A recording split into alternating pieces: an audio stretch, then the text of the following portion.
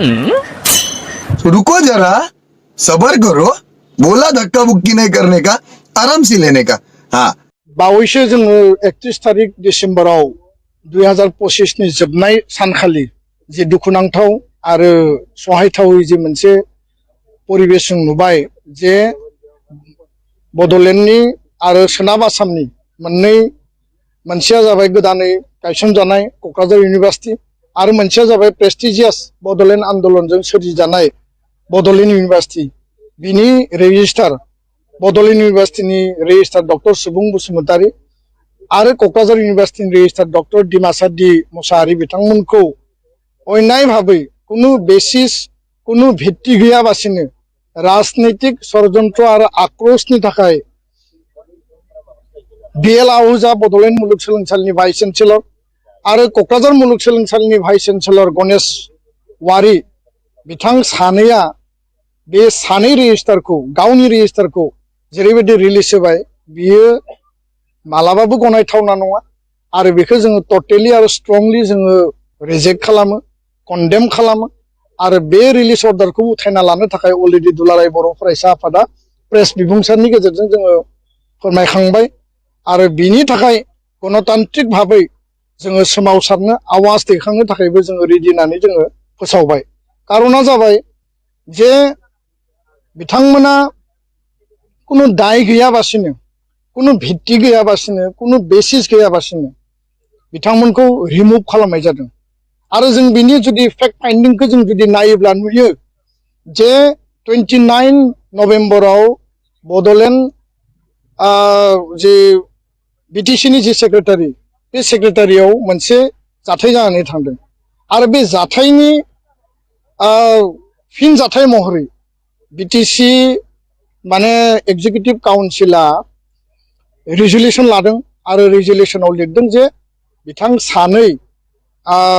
रेजिस्ट्रारा गावबा गावनि डिउटिखौ डिसचार्ज खालामनो हायाखै आरो स्टुडेन्टखौ डिसिप्लिननि मेनटेन खालामनो हायाखै what do you mean by discharging duty and maintaining the discipline of the student who is responsible मोनसे इन्स्टिटिउसनाव प्रिन्सिपाल थायो हेडमास्टार थायो भाइस चेन्सेलर थायो बे इन्स्टिटिउसननि मालिकआ हेडआ सोर भाइस चेन्सेलर जुदि स्टुडेन्टनि डिउटि डिसचार्ज खालामनो हायाखैबा डिसिप्लिन खालामनो हायाखैबा दायनिगिरिया भिसि सानैबो भिसिया जागोन वाइ माने रेजिस्टाराथ' उननिसो पार्ट दा बेखायनो बे जाबाय मोनसे राजनितिक आक्रोश आरो बेखायनो जोङो खावलायदों जे बिटिसि जे काउन्सिल दङ हाग्रामा महिलारि दैदेननाय बिथांमोना बे खोथाखौ सानफिननांगौ जे सुबुं बसुमतारी आरो डिमासा दैब्रां मुसाहारि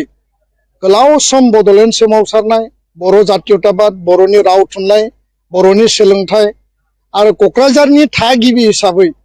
बड'लेण्डनि थागिबि हिसाबै बा आसामनि थागिबि हिसाबै बिथां सानैया जि मोनसे हारि दानायाव जि कन्ट्रिबिउसन होदों बिथांमोना जोंनिनो भाइ जोंनिनो बिदा जोंनिनो फोरोंगिरि आरो बिथांमोनजों सोरबाया राजनितिक भाबै सुर आरो आक्रोश थानांगौनि कुनु जुक्तियानो फैया दिनै न'खरावबो पलिटिक्स गामियाव पलिटिक्स समाजाव पलिटिक्स जुदि एडुकेशनेल इन्स्टिटिउसनाव पवित्र सोलोंथाइनि जि मन्दिरावबो जुदि पलिटिक्स जायोबा बर' हारिनि फिउचारा बहा जाय इन्स्टिटिउसनाव माने हाइस्ट एजुकेशन जेराव मास्टार डिग्री लानाय जायो जेराव पिएचडि माने बेयाव डिग्री लानाय जायो जेराव रिसार्च जायो जेराव स्कलारफोर दङ बे इन्स्टिटिउसनखौनो जुदि आक्रमण खालायोबा राजनीतिक षड़यंत्रनि बलि हिसाबै नों जुदि साजायोब्ला बियो बेसेबां मोजां चिन्तानि खामानि आरो बेखायनो आं खावलायगोन दिनै बिटिसि काउन्सिल बे सरकाराव हाग्रामा महिलारि बिथां दैदेननाय सरकाराव संग्रामि नेताफोर दङ सोरबा बुद्धिजीबीफोर दङ थुनलाइगिरिफोर दङ आरो बिथांमोनाबो साननांगौ जे संग्रामजों फैनाय मानसिफोरा संग्रामाव थाबोफानाय जोंनि फंबायफोरखौ जोंनि बिदाफोरखौ मान मर्यादा सन्मान होनानै जेब्लाबो हाबा मावनांगौ बेबायदि कनस्पिरेसि खालामनाया थारैनो दुखुनांथाव आरो लाजिथाव आरो बेयाव जायफोरखौ गोदानै दायित्व होनाय जादों जों नुयो आं पार्सनेलि रावखौबो टार्गेट खालामनो नागिराखै जे सोरबाया सोरनिबा पस्टखौ मोननो लुबैनानै बा बबेबा पस्टखौ लानो लुबैनानै बेबायदि राजनीतिक षड़यंत्रनि बलियाव सानै रेजिस्ट्रारखौ होखारनाय जादों नामा बेबायदिसो जों नुयो दा बेखायनो बेखौ रिथिंक खालाम बेखौ उइथड्र खालाम आयेनगत भाबै बेयो मालाबाबो एक्सेप्टेबल नङा कारन जुडिशियेल इनकुवेरि होदों जों नुबाय किन्तु बे जुडिशियेल इनकुवेरिनि खामानिया दाबो आरम्भ जायाखै वान मेन जुडिशियेल इनकुवेरि कमिटि हिरेन्द्रनाथ शर्मा अनारेबल गुवाहाटी हाइकर्टनि रिटायार्ड जाजखौ होदों किन्तु बिनि माने दाबो हियारिंआ आरम्भ जायाखै रिपर्ट साबमिट जायाखै कालेक्टआनो जायाखै रिपर्टआ बहा साबमिट जागोन सोर दोषी सोर निर्दोषी बे रिपर्टआव जेबो मेनसनानो जायाखै बा बिनि बेसिसआ बहा आरो बेयो जाबाय डाइरेक्ट मोनसे राजनितिक माने कनस्पिरेसि आरो बेबायदि इन्स्टिटिउसन पवित्र इन्स्टिटिउसनखौ लानानै जेराव भबिष्यत जोंनि गथ' गथायफोरनि जिबनखौ जेराव दायो बेबायदि